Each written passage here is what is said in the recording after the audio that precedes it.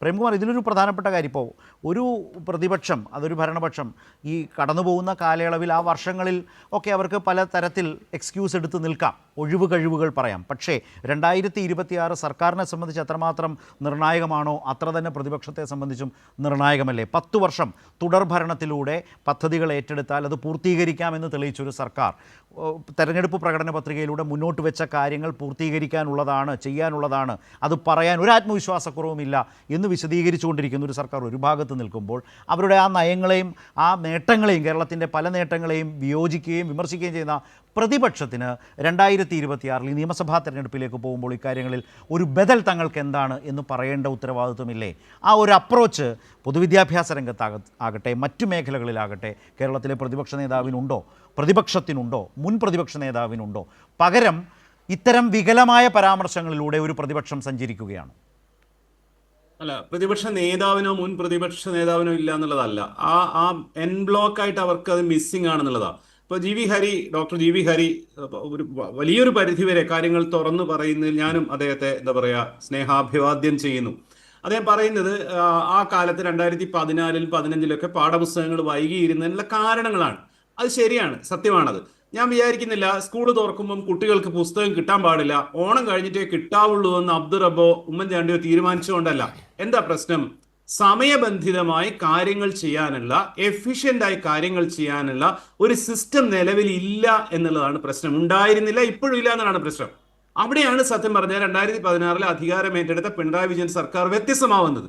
പല കാര്യങ്ങളിലും വിയോജിപ്പുണ്ടെങ്കിലും ഇപ്പോൾ വിദ്യാഭ്യാസ രംഗത്തെ നിലപാടുകളെ പറ്റി ശിവപ്രസാദിനോടും SFIയോടും എനിക്ക് പല കാര്യങ്ങളിലും വിയോജിപ്പുണ്ട്. പ്രത്യേകിച്ച് ഉന്നത വിദ്യാഭ്യാസ രംഗത്തെ പറ്റിയുള്ള അവരുടെ കാഴ്ചപ്പാടുകളോട് എനിക്ക് വിയോജിപ്പുണ്ട്.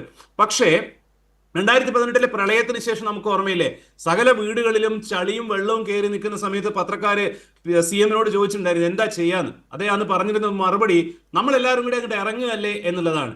ഒരു കാര്യം എന്താണ് ചെയ്യേണ്ടതെന്ന് തീരുമാനിക്കുകയും അത് ചെയ്യാതിരിക്കാനുള്ള 100 കാരണങ്ങളെ തേടി പോകാതെ ചെയ്യാനുള്ള വഴി എന്താണെന്ന് കണ്ടിട്ട് ചെയ്ത് കാണിക്കുന്നു എന്നുള്ളിടത്താണ് ഇടതുപക്ഷ മുന്നണി സർക്കാരും പിണറായി വിജയൻ എന്നുള്ള സ്റ്റേറ്റ്സ്മാൻ ഡിഫറൻ്റ് ആയിരിക്കുന്നത്.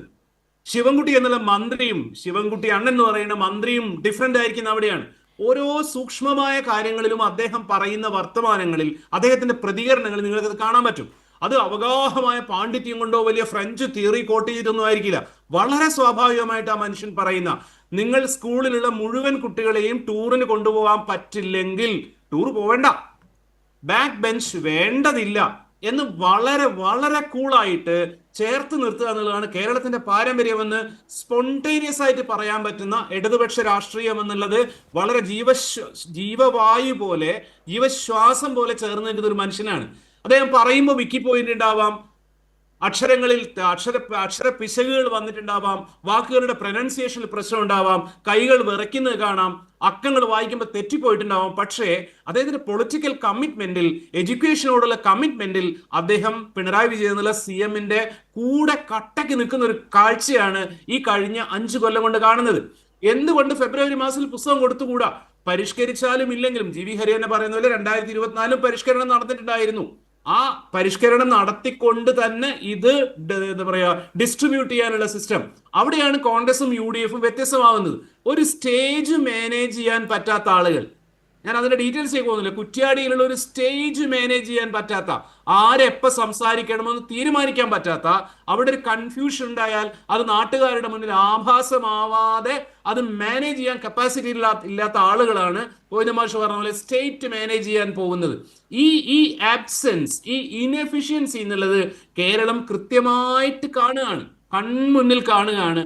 അതാണ് സ്കൂളുകളിലായിരുന്നാലും പാഠപുസ്തകങ്ങളിലായിരുന്നാലും ഹെൽത്ത് ഡിപ്പാർട്ട്മെന്റിലായിരുന്നാലും ഒക്കെ കാണുന്നത്. നിങ്ങൾ ചെയ്യാതെ പോയതിന്റെ, വൈകിയതിന്റെ കാരണങ്ങൾ വിശദീകരിച്ചുകൊണ്ടിരിക്കുകയാണ്. നാഷണൽ ഹൈവേ എന്നുള്ളത് 20 വർഷം മുമ്പ് ഇവിടെ ഡെവലപ്പ് ചെയ്യേണ്ടതായിരുന്നു. ഇന്ന കാരണങ്ങളും കൊണ്ട് പറ്റില്ല എന്നുകൊണ്ട് ഓഫീസ് അടക്കിയായിരുന്നു ഉമ്മൻചാണ്ടി ചെയ്തിട്ടുണ്ടായിരുന്നത്. എന്തുകൊണ്ട് ഇത് ഉണ്ടാക്കിക്കൂടാ, ബിൽഡ് ചെയ്തുകൂടാ എന്നുള്ള ചോദ്യത്തെ നേരിടുകയായിരുന്നു പിണറായി വിജയൻ സർക്കാർ ചെയ്തിട്ടുള്ളത്. അല്ലാതെ ഇത് വേറെ ഭയങ്കരമായ മാജിക് ഒന്നുമില്ല. കേരളത്തിലെ റിസോഴ്സസ് തന്നെയാണ് ഉപയോഗിക്കുന്നത്, കേരളത്തിലെ അധ്യാപകരെ തന്നെയാണ് ഉപയോഗിക്കുന്നത്, കേരളത്തിലെ പ്രസ് തന്നെയാണ് ഉപയോഗിക്കുന്നത്. പക്ഷെ രമേശ് ചെന്നിത്തലയൊക്കെ പറയുന്ന നോൺസെൻസ്. ഇന്ന് അദ്ദേഹം പറയുന്നുണ്ടോ, തൃക്കാക്കരയിൽ ഒരു പ്രസ് ഉണ്ട്, അവിടുന്ന് അടിച്ചെടുക്കേണ്ട കാര്യമുള്ളൂ എന്നാണ്.